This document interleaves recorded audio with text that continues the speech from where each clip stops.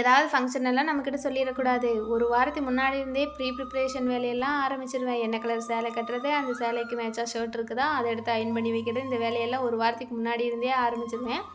அதுவும் ஒரு சில டைமெல்லாம் கொஞ்சம் எக்ஸ்ட்ரீம் லெவலுக்கு போய் புது சேரீ எடுத்து அதுக்கு மேட்சாக ஷர்ட் இருக்குதான்னு தேடுவேன். அந்த அளவுக்கு எக்ஸ்ட்ரீம் லெவலுக்கெல்லாம் போயிடுவேன்.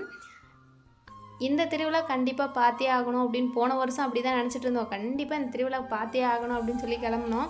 கடைசி நேரத்தில் போக முடியாமல் போச்சு. அதுவும் ஆன்லைனில் ட்ரெஸ் ஆர்டர் பண்ணால் வர்றதுக்கு லேட் ஆகும் அப்படின்னு சொல்லி லோக்கல் ஷாப்பில் போய் 1000 ரூபாய்க்கு அந்த ட்ரெஸ் எடுத்துகிட்டு வந்து 1000 ரூபாய்க்கு எடுத்த ட்ரெஸ்ஸு திருவிழாவுக்கு போட முடியாமல் போச்சேன்னு ரொம்ப வருத்தப்பட்டேன். இந்த வருஷமாவது எப்படியாவது கண்டிப்பாக போயிடணும் அப்படின்னு போன வருஷத்துலேருந்தே சொல்லிக்கிட்டு இருந்தேன். ஆனால் இந்த வருஷமும் கரெக்டாக அந்த டைமில் உடம்பு சரியில்லாமல் போயிடுச்சு. என்னடா பண்ணுறது அப்படின்னு நினச்சிட்டு யோசனை பண்ணிட்டு எப்போ யோசனை பண்ணேன்னா போகலாமா வேண்டாமான்னு புது ட்ரெஸ் எல்லாம் எடுத்து ரெடியாக வச்சுட்டு அதுக்கப்புறம் போகலாமா வேண்டாமான்னு பெரிய யோசனை பண்ணிக்கிட்டு இருந்தேன். ஒரு வழியாக சரி போகலாம் அப்படின்னு சொல்லி முடிவு பண்ணிட்டோம்.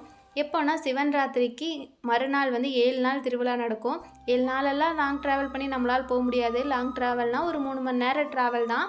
அதெல்லாம் பண்ணி போக முடியாது. 7 நாள் ஒரு நாள் போய் நைட் ஸ்டே பண்ணி அங்கே இருந்து பார்த்துட்டு வரலாம் அப்படிங்கிற மாதிரி நினச்சிட்டு தான் போவோம்.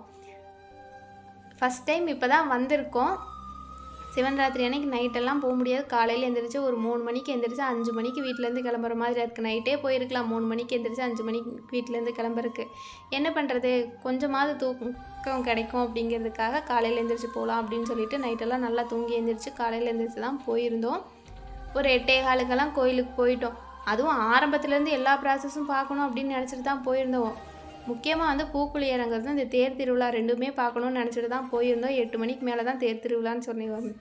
நைட் 8 மணிக்கு மேலே தான் தேர் திருவிழா அப்படிங்கிறதுனால அது வரைக்கும் நம்மளால் இருந்து பார்க்க முடியாதுன்னு சொல்லிட்டு அதை மட்டும் பார்க்க முடியல. பூக்குழியெல்லாம் நல்லா பார்த்துட்டு வந்துட்டோம். அதுக்கப்புறம் எங்கள் ஆத்துக்காரருக்கு எங்கே போனாலும் இந்த கார் பொம்மை வாங்குகிற ஒரு வியாதி இருக்குது. அதுவும் வாங்கவும் மாட்டார். ஃபுல்லாக தேடிட்டு எதுவுமே நல்லா இல்லை அப்படின்ட்டு வந்துடுவார்.